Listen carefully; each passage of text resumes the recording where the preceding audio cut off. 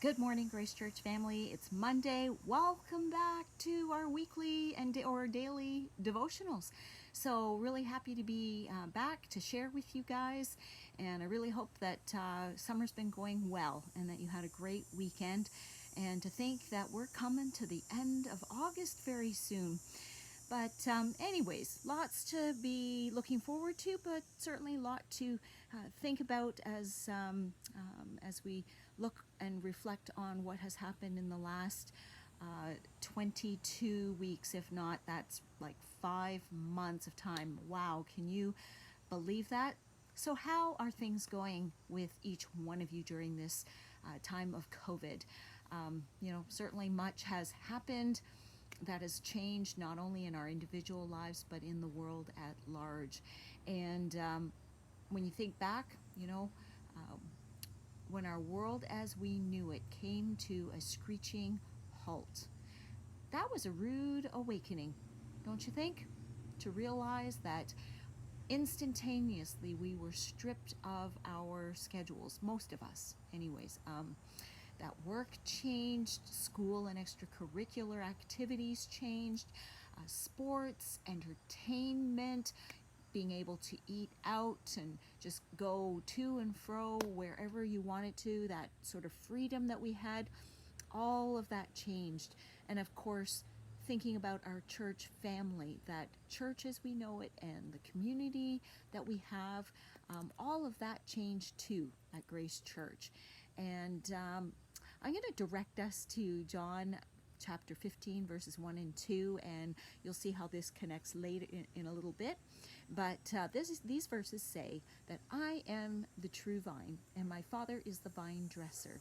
Every branch in me that does not bear fruit, he takes away. And every branch that does bear fruit, he prunes, that it may bear more fruit. So can you think back in your life to those times of pruning?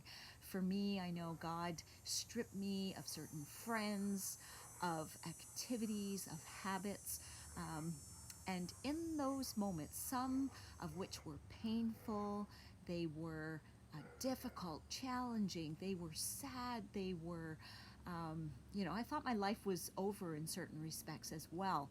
And I can look back now and, even times before this, and I know, like, in my heart, and I see with the results of my life today that the pruning was extremely beneficial. And, uh, and it is in the long run, isn't it? I became a better person, and as John 15 says, that I may bear good fruit, more fruit. And I know that God has used my life and made it more fruitful. And so I'm thankful for that. And how many examples can you put to that whole pruning process? How much have you undergone before COVID, and the powerful work of God in your life to make you a better person and to make you more fruitful? And take a moment, take stock, like really, really think about this.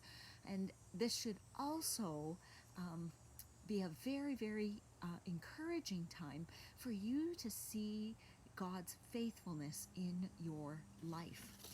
And so I ask you also, this is the part I'm going to talk about, tying it in. How about now? Do you think that these past 5 months um, have been a time of pruning for you? Have unimportant things been removed or brought into balance, perhaps better balance in your life? Has God, through His Holy Spirit, made you aware of the more important things like relationships with Him and with others? So again, take stock of the changes that have taken place, but also take stock of the changes that perhaps have yet to take place, perhaps need to take place. And a big clue to know how it's going is to ask yourself the all important question: are you moving towards God, or are you moving away from God, further away? And my hope and my prayer is that you are listening and hearing from God during this time and moving closer to Him. because we have all been given such an incredible opportunity to be able to do this at this time. And Romans 8:28, it says, as we know that for those who love God, all things work together for good, for those who are called according to his purpose. And this word of truth tells us, it promises us that God uses our trials, like the time that we are going through right now, our victories, because I'm certain there have been victories through this time as well, our sorrows, our joys, our losses, and our gains for our ultimate good. Nothing is ever wasted. Yes, even those painful pruning times, they are never wasted. And I pray great strength for you, courage and humility in the midst for each and every one of you today.